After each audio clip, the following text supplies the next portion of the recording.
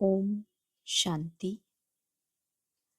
आज का हमारा टॉपिक है सही निर्णय शक्ति से शांति की प्राप्ति।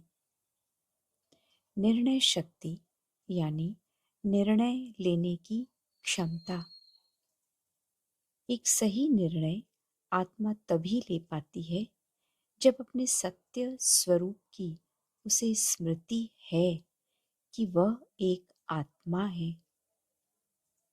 हम आत्माओं ने अनेक जन्मों में अनेक शरीर लिए और छोड़े हैं। आत्मा सतयुग से लेकर आज इस कलयुग के अंत तक जन्म और मृत्यु के चक्र में आकर अपने आप को एक नाशवान शरीर मानने लगी है, जो कि वह है ही नहीं। इसलिए देह भान में लिया गया कोई भी निर्णय सही परिणाम नहीं दे सकता है। निर्णय शक्ति का मतलब होता है बहुत सारे विकल्पों में से सही चुनाव करने की शक्ति। यदि हमारे पास आत्मिक शक्तियां नहीं हैं तो हम अपने जीवन में सही फैसले नहीं ले सकते। हो सकता है आप बहुत धन कमा लें, लेकिन सुख की कमाई नहीं कर सकते। आपने ऐसे अनेकों उदाहरण देखे होंगे जिसमें व्यक्ति के पास धन बहुत है, लेकिन सुख का अभाव है। पद प्रतिष्ठा बहुत है, लेकिन शांति नहीं है। डिग्री बहुत है, लेकिन सम्मान नहीं है। सही निर्णय सुख, शांति और सम्मान की कमाई जमा कराता है। सही निर्णय के लिए ध्यान अर्थात मेडिटेशन की आवश्यकता होती है। सही निर्णय लेने से जीवन में सही दिशा मिलती है और जल्दबाजी में अथवा बिना सोचे समझे किया गया एक निर्णय गलत रास्ते पर ले जा सकता है। कई बार आप दूसरों को अपने जीवन का नियंत्रण लेने का मौका भी दे देते हैं, क्योंकि कभी-कभी यह निर्णय हम मन के वशीभूत होकर भी ले लेते हैं या फिर दूसरों की गलत राय के प्रभाव में आकर भी ले लेते हैं। निर्णय शक्ति सही नहीं रहने पर अनेक परेशानियां खड़ी हो सकती हैं। सही निर्णय शक्ति हमें आत्मनिर्भर बनाती है। किसी भी समस्या का समाधान सही निर्णय शक्ति पर ही आधारित होता है। जब हम उस परम पिता परमात्मा से स्वयं के मन और बुद्धि के तारों को सदा जोड़कर रखते हैं, तब हमारी एकाग्रता और अंतर्मुखी अवस्था से सही निर्णय शक्ति का विकास हमारे अंदर होता है।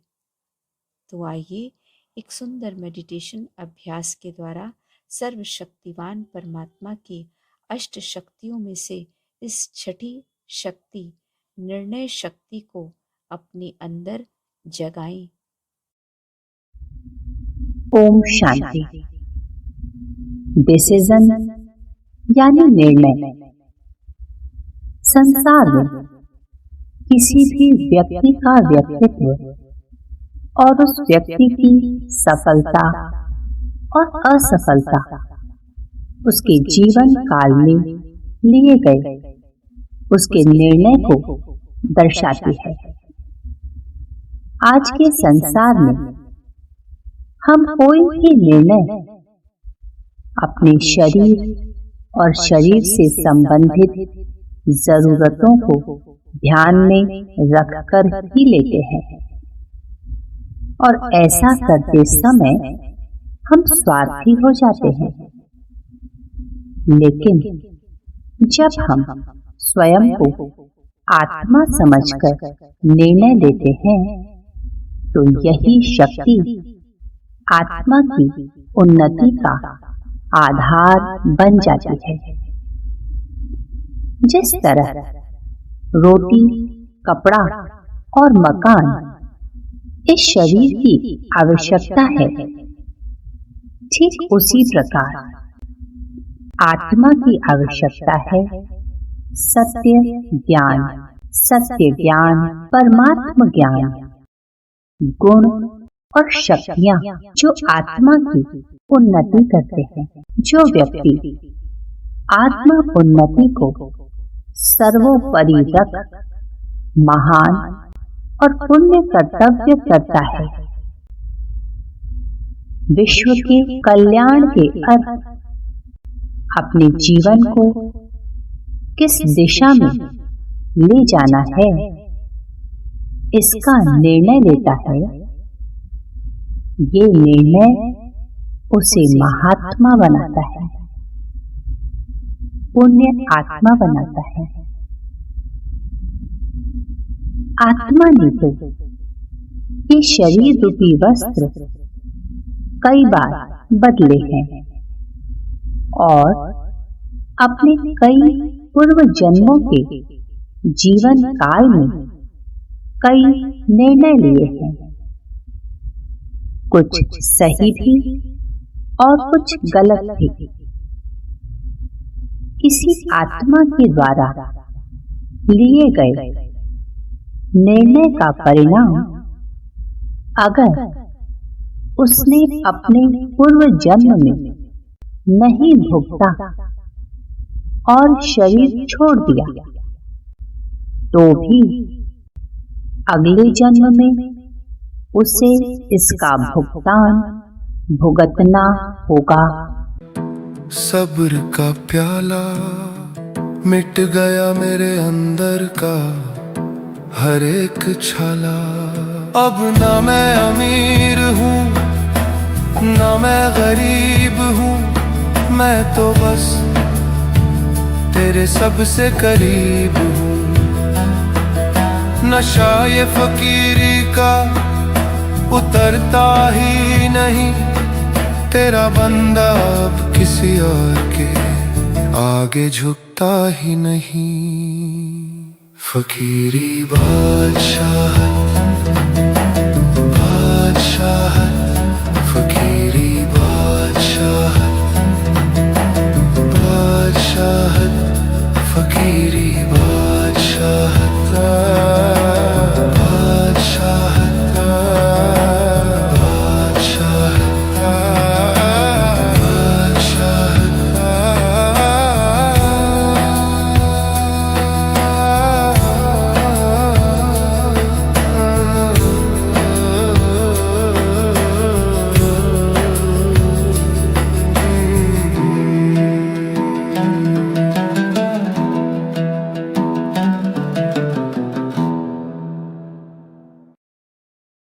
तो आज जो कुछ भी हमारे जीवन में हो रहा है, उसे अपने पूर्व जन्मों के कर्मों का ही फल माने और आज किसी भी निर्णय को यथार्थ रीति जांच कर, परख कर, समझकर करें,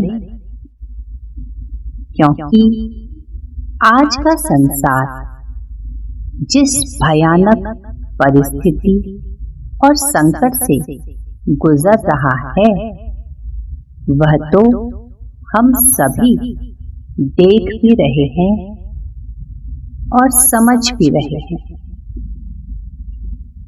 इस समय बड़े बड़े राज्य अधिकारियों, दिग्गजों के द्वारा लिए गए निर्णय भी फेल होते दिखाई दे रहे हैं।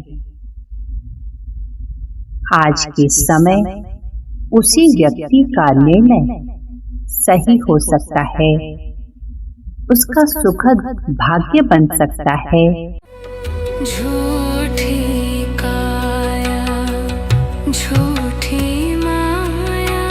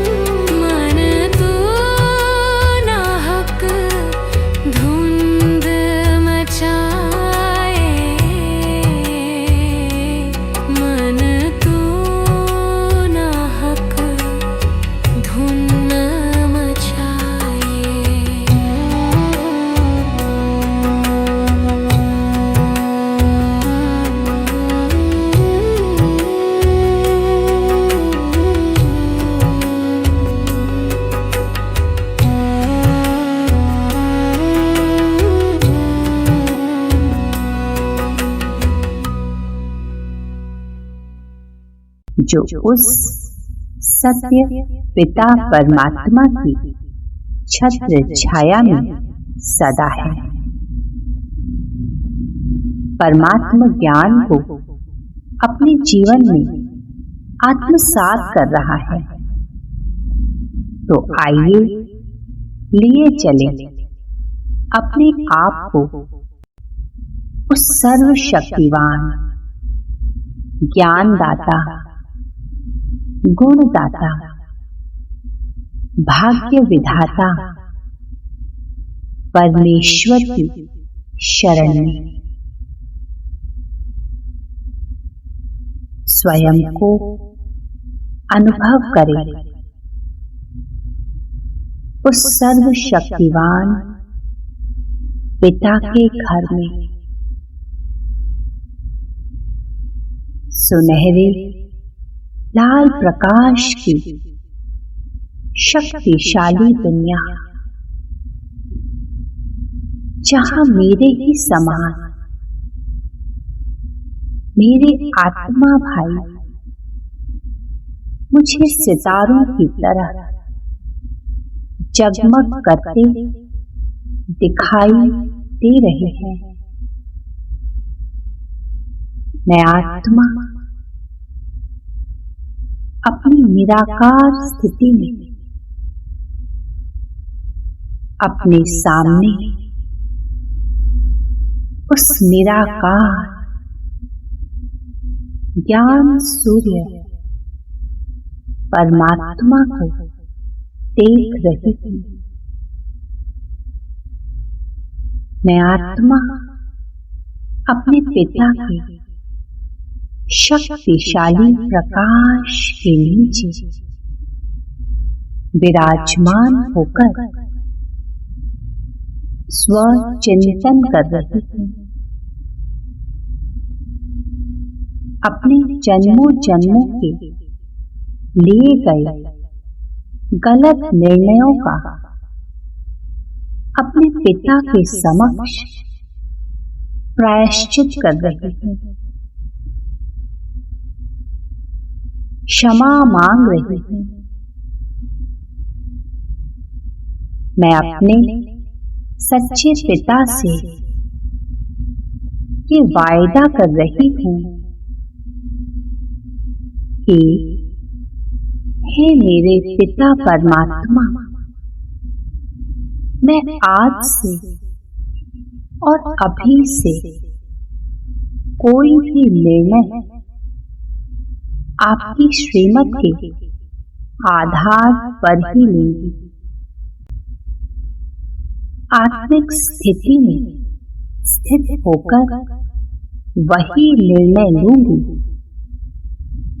जो कि मेरी उन्नति और विश्व की उन्नति के लिए यथार्थ और सही होगा। मैं अपने ज्ञान सूर्य पिता का किरणों रूपी वरदानी हाथ अपने मस्तक पर अनुभव कर रही हूँ। मेरा मन एकाग्र हो रहा है। मैं ज्ञान की शक्ति से भरपूर हो रही हूँ। शांत हो रही हूँ। सुरक्षित हो रही हूँ। निश्चिंत हो रही हूँ। मेरी बुद्धि परमात्मा ज्ञान से एकदम शुद्ध होती जा रही है। मैं आत्मा बिल्कुल निर्मल और निर्माण चित्त होती जा रही हूँ। मेरे सत्य आत्मिक स्वरूप की स्मृति में लिया गया मेरा हर निर्णय मुझे और सर्व को सुखदायी परिणाम दे रहा है। मैं भाग्य विधाता की भाग्यशाली संतान आत्मा आज स्वयं के द्वारा लिए गए सही निर्णयों से भविष्य के लिए एक बहुत सुंदर शांतिपूर्ण विश्व का निर्माण करने में अपने पिता की सच्ची सहयोगी बन रहे हैं। हर एक कण में, हर एक सांस में उसका ही इशारा, दिल की धड़कन से लेकर रूह की पुकार तक, बस वही मालिक कायनात का नजारा। नूरे इलाही तेरे नूर के आगे झुके मेरी रूह भी सादी, मेरी हर धड़कन में तू, मेरी हर राह में तू, मेरे दिल के सुकून का मालिक भी तू, शाह भी तू।